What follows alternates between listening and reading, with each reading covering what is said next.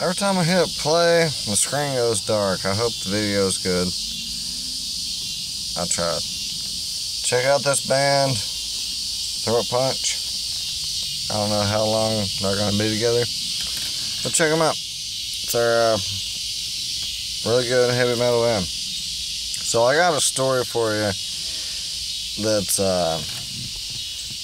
it's gonna knock your socks off. I mean, it's a creepy, true story. So when I was like, man, I would have to say 7. My sister was probably 9. We may have been just a little bit older than that.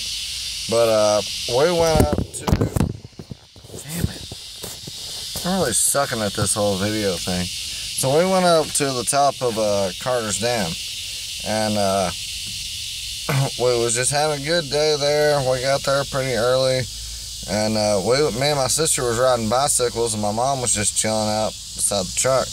And keep in mind, back then, my mom was driving my dad's 64 Chevrolet pickup truck, camouflage. So we're up there in a camouflage 64 pickup truck with 2 kids, my mom, and a bicycle. This weird, crazy guy comes up, pulls up across from where we was parked. And we was parked all alone, the opposite end. And he comes over and parks right across from us. So right off the bat, my mom's like, keep an eye on this guy. You know, we was kids, we didn't think nothing about it. So we just kept riding our bikes. And then, next thing I knew, me and my sister was like doing laps on our bicycle around the whole top of the dam, the big dam at Carter's. And every time we turn around, that guy gets closer and closer and closer to my mom until they're finally standing there talking. Well, they didn't talk for long before my mom went to sat in the truck.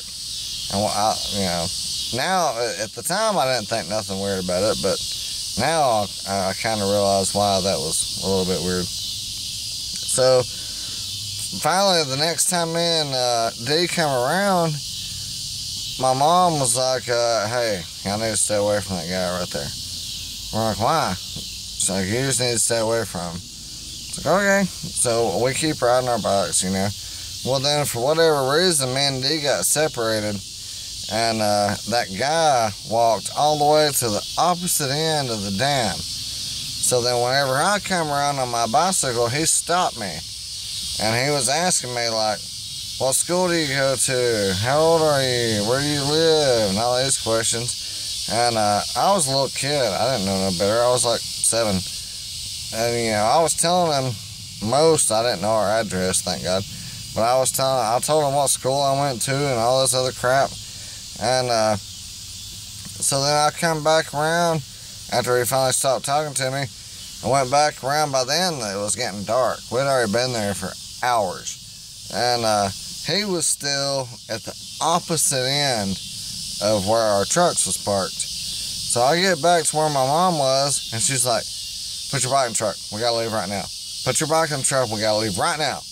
And so me and Dee put our bikes in the truck, and as soon as she started that truck, which keep in mind this is a 305, or yeah, it was 305 with a glass pack, straight pipes, no Cadillac converters, very, very loud 64 Chevrolet pickup truck. As soon as she cranked it up, we looked up at the opposite end of this place. That guy starts running to his truck. My mom, and this is a 3-speed, keep in mind, truck. Granny is shifting 3-speed with probably drum brakes all the way around, heavy as crap. If you've ever been on top of the dam, you know how curvy and downhill this road is. My mom is like flying. Like, this is the fastest I've ever seen my mom drive in my life. And this truck has the steering that does this right. You can steer it that far and the truck don't even move. And we're going down this mountain just like, me and Dee still, man, my sister still don't really know why she's going that fast. And cause we didn't see the guy running. She told us later. But So we get all the way down to the bottom of the mountain, fly all the way to Highway 411. We're flying all the way down 411. I mean, she's like flooring this truck. Like I've always rode with my dad in this truck, and he's always drove it really slow, like 55 mile an hour. No, she's got this thing pegged out in third gear, wide open down 411, just like bah. And we get to where our turn is, and she turns, takes a turn, turns the headlights off, and is like going real slow. I'm like, what the crap she do that for? And you know, she's going real slow. We look up behind us. That guy had been following us the entire time. When she turned down that one road and turned the headlights off, we looked behind us. He went flying through that intersection, probably doing 80, 90 miles an hour in this old Ford pickup truck. And then I knew, I was like, okay, it's serious. Even being a little kid back then, I knew, it's like, okay, that guy's definitely freaking creepy.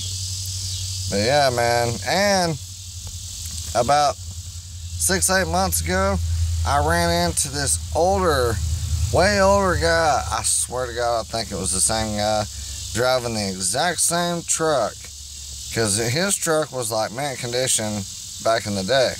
This truck was almost mint condition now. I saw him flirting with his cashier when I went in to get lunch for work, and something in my brain says that's the same freaking guy.